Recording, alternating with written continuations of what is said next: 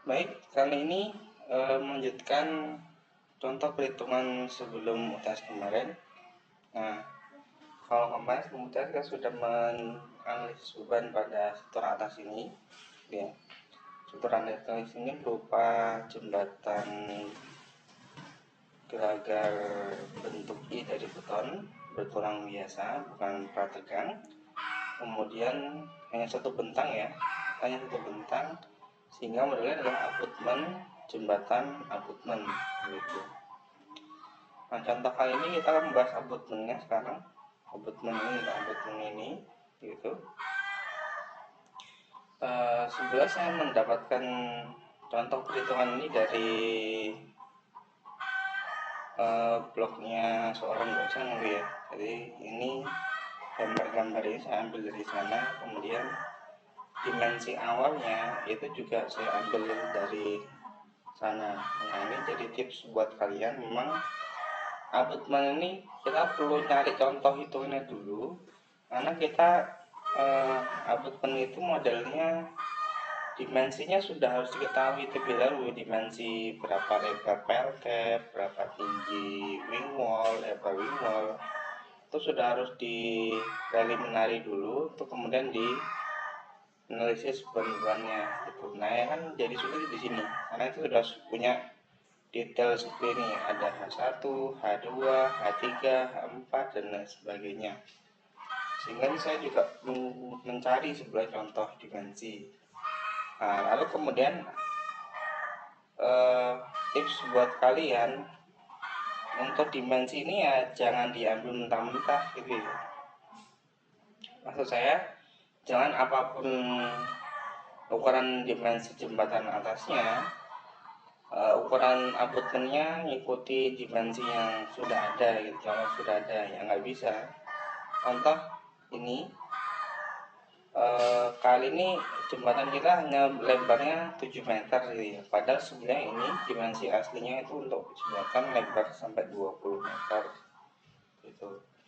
Nah, karena cuma 7 meter, mana ini disesuaikan lebarnya cuma total cuma sekian 9,7 meter gitu. Nah, asalnya dari 7 meter ditambah lebar trotoar dan sebagainya gitu.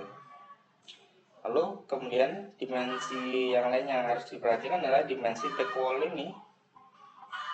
Tinggi dari H1 sama H2 itu tidak bisa mengambil apa adanya, harus disesuaikan dengan tinggi dari gelagar kita.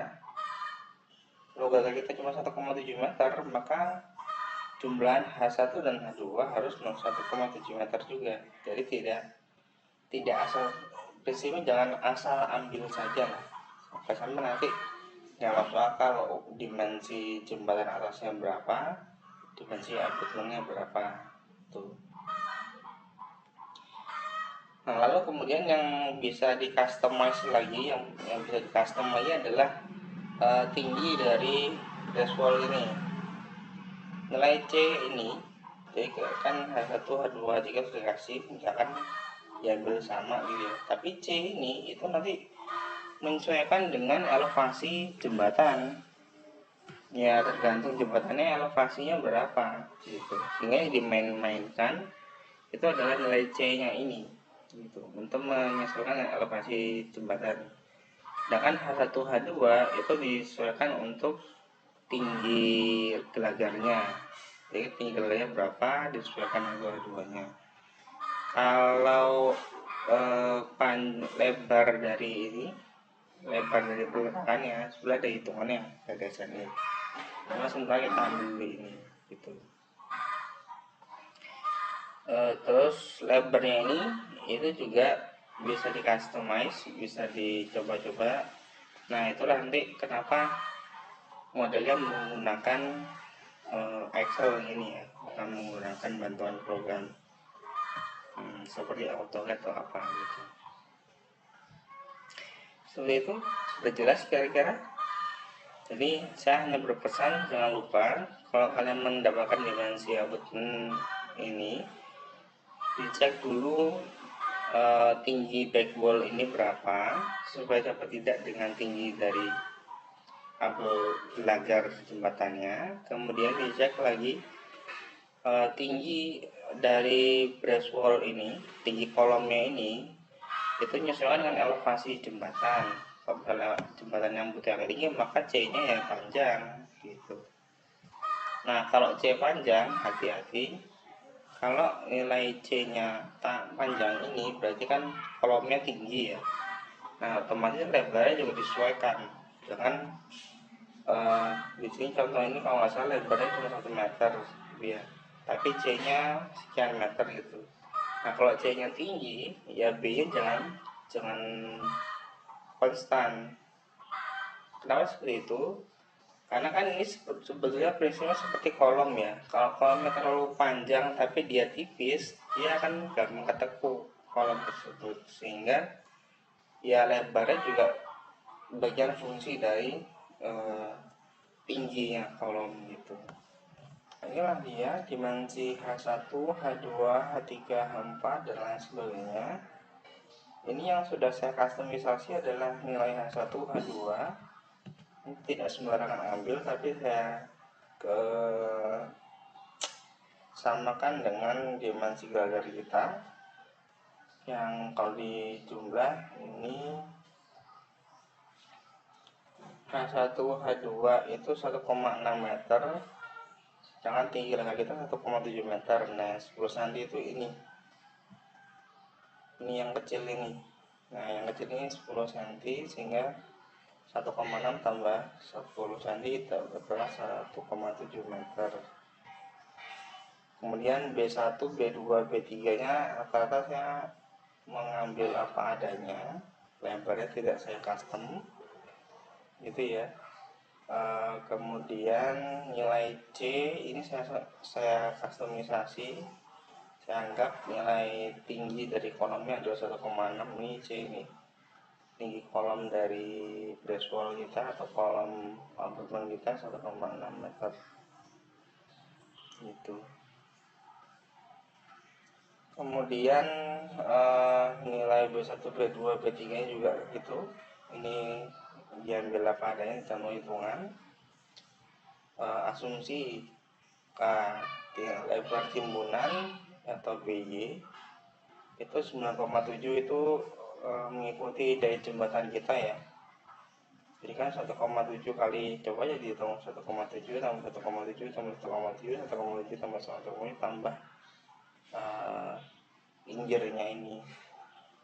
Kalau itu hitungnya 9,7 meter gitu. Kemudian tebal wing wallnya diambil sama sebagai contoh hitungan, yaitu sebesar 1,5 meter 50 cm. Mending aja 50 cm.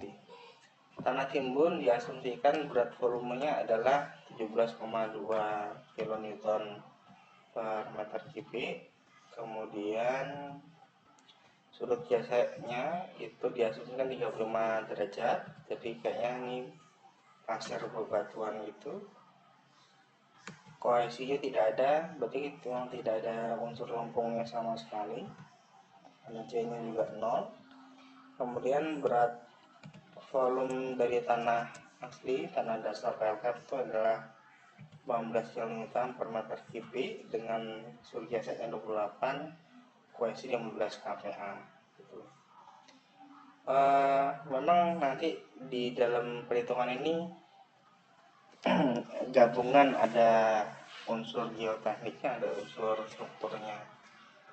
Geotekniknya nanti karena kita membahas tekanan aktif, membahas kestabilan cooling, geser dan sebagainya. Itu kan sebetulnya kan seperti kayak kalian belajar dinding penahan tanah gitu, mirip gitu.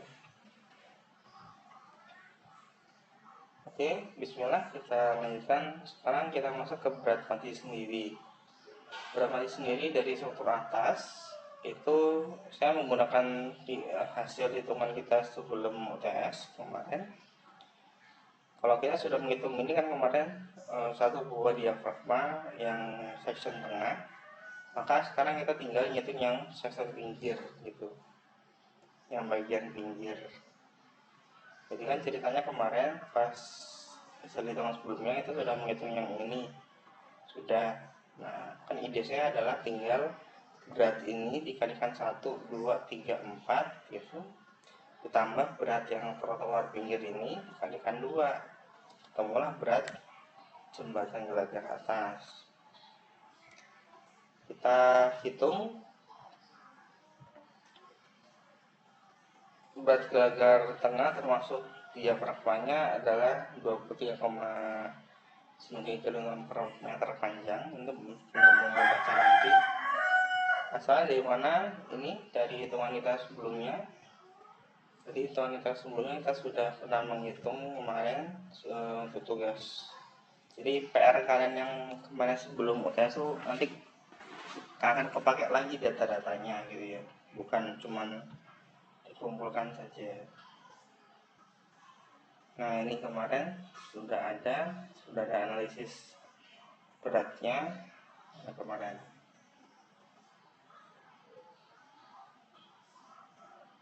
Nah ini beratnya ketemu 23, nah ini dia 23,93 km per meter panjang. Itu ya asal muasalnya ya. Jadi saya skip biar nggak mengulang-ulang, ambil dari hasil hitungan sebelumnya, kemudian yang berat yang pinggir ini baru kita hitung berapakah berat tiang, berat plat, berat diafragma, berat bagian badan dari gelagar, bagian sayap bawah, itu dihitung semua. Yang gelagar tepi tebal plat lantai adalah 15 cm, tebal trotoar ini tebalnya 30 cm, itu 30 cm. Diafragmanya diambil setengah dari berat diafragma tengah. Jadi angka 0,77 itu asalnya dari perhitungan berat diafragma yang tengah ini. Lalu kita ambil separuhnya. Loh, kenapa kok segitu? Karena dari gambar ini, kalau diafragma tengah dia kan setengah ke kiri setengah kanan, sehingga kan satu buah spasi 1,7 meter. Nah sedangkan kalau yang gelagar samping dia hanya bertanggung jawab setengah ke kanan, sehingga secara logika panjangnya ke sini itu cuma setengah dari 1,7, sehingga ya gampangannya beratnya kan separuh dari berat yang diafragma tengah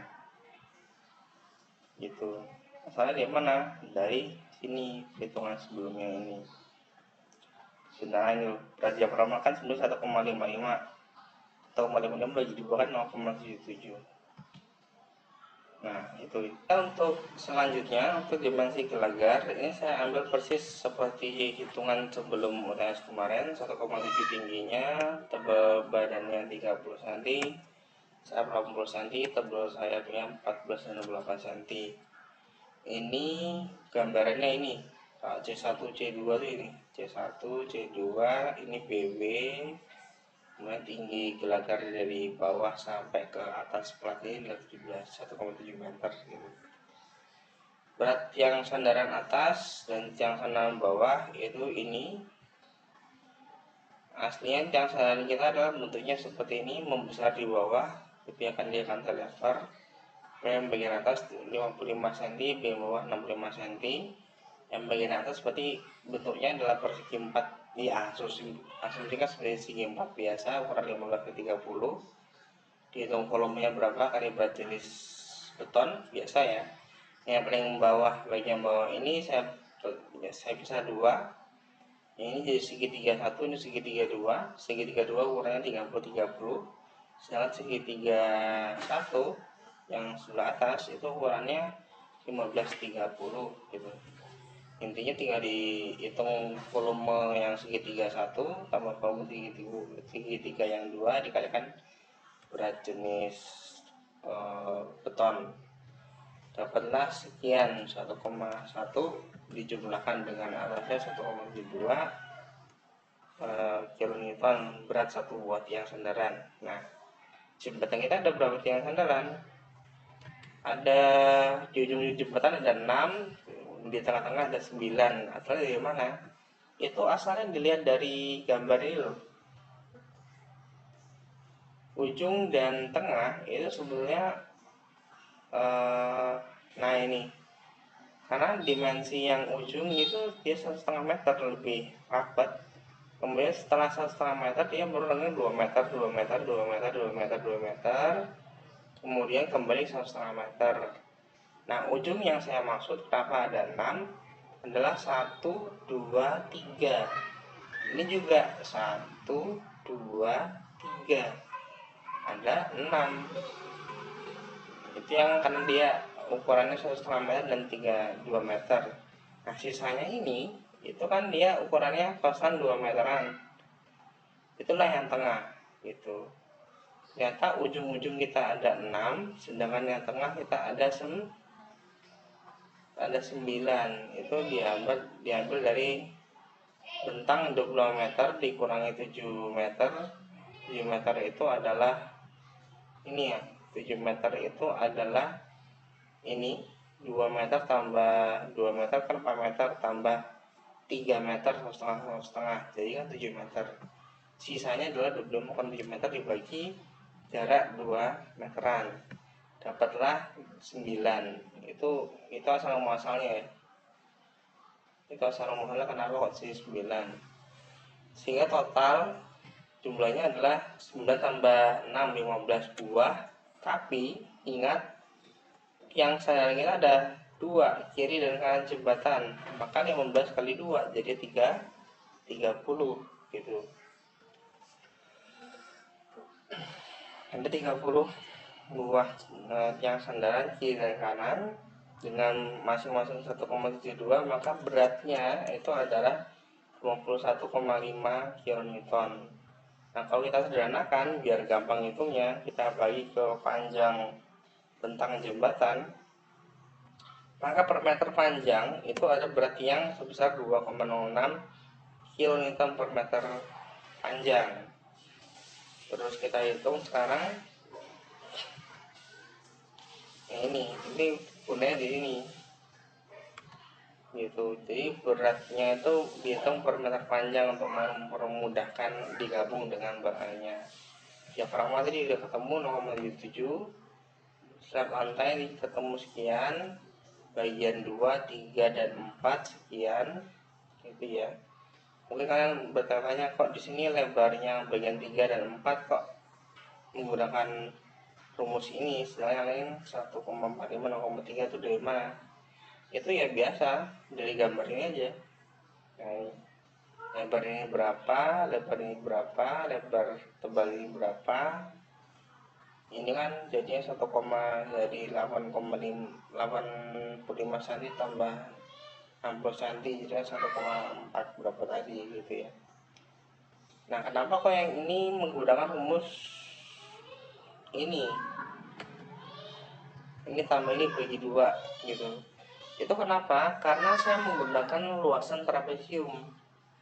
Trapesium itu kan ini loh, trapesium itu yang sebelah sini 3 dan 4 trapesium tuh ini. Saya pakai luas trapesium aja daripada saya pecah harus dari segi 3 segi 4 malah ribet. Nah, trapesium itu kan rumusnya kan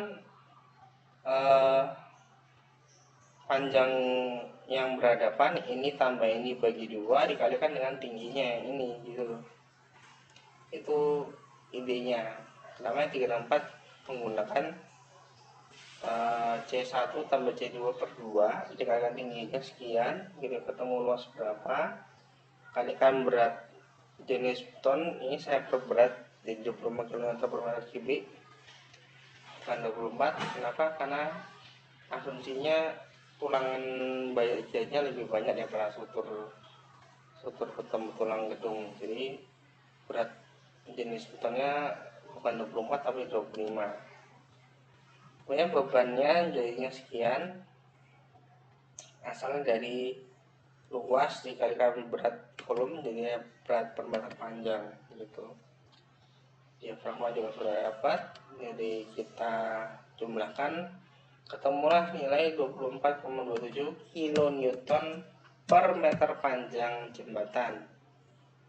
Sehingga kita rekap berat mati sendiri di struktur atas, gagar tengah sekian, ini 23,93 km panjang, gagar tepi itu sekian, yang asalnya dari sini. Jumlah gagar tengah ada 4 dari gambar tadi, jumlah gagar tepi ada 2 dengan panjang 20 meter, sehingga berat gagar tengah itu adalah 4 dikalikan beratnya dikali panjang sekian, gagar tepi itu adalah 2 dikalikan beratnya 24,7 dikalikan panjang 2 meter ketemu segini, sehingga totalnya dijumlahkan. Kemudian reaksi tumbuhannya, PMS itu reaksi tumbuhan ya, bukan beratnya. Itu adalah setengah dari berat total.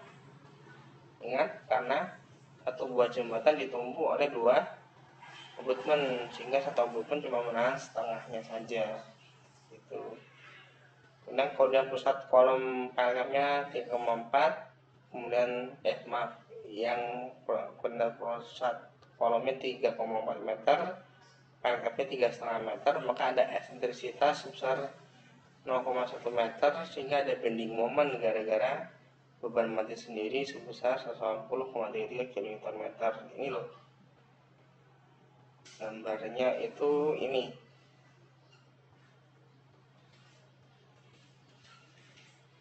Nah ini eksentrisitas ini terletak antara pusat kolom dengan pusat pel cap itu sebesar 0,1 meter.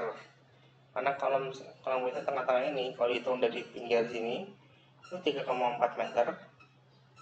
Dan kalau pel cap kan tadi kan 7 meter kan lebarnya. 7 meter ini kita bagi 2, itu ketemulah 3,5 meter. Jadi 3,5 dikurangi 3,4, dapatlah 0,1 meter ekstensitas antara brass wall dengan pel cap. Sedikit menjawab pertanyaan kalau misalnya bertanya, Pak, kenapa kok ini dibikin ekstensitas, Pak? Kenapa nggak dibikin aja pas di sini? Itu karena apa? Nanti akan terbukti kok dalam hitungan ini. Pel cap kita sepanjang dibikin tidak simetris, jadi lebih panjang ke arah dalam sini. Karena ternyata nanti di akhir hitungan kelihatan ternyata ada bending moment yang memutar ke arah kanan sini, ke arah dalam itu lebih besar daripada yang ke arah kiri, sehingga memang dibutuhkan panjang pel kaki yang lebih lebar ke arah sini gitu. Itu tujuannya. Nah, mau nggak mau karena pel kita lebih panjang ke arah dalam jembatan, otomatis pusat pel nya pasti tidak akan satu titik dengan pusat kolom. Itulah kenapa ada eksentrisitas di sini. Yang itu menyebabkan setiap ada gaya yang dari struktur atas pas bekerja pada pusat kolom brass wall pasti menyebabkan bending moment.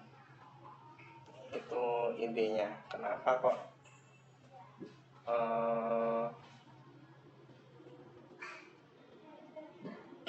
ada PMS dikali eksentrisitas gitu ya.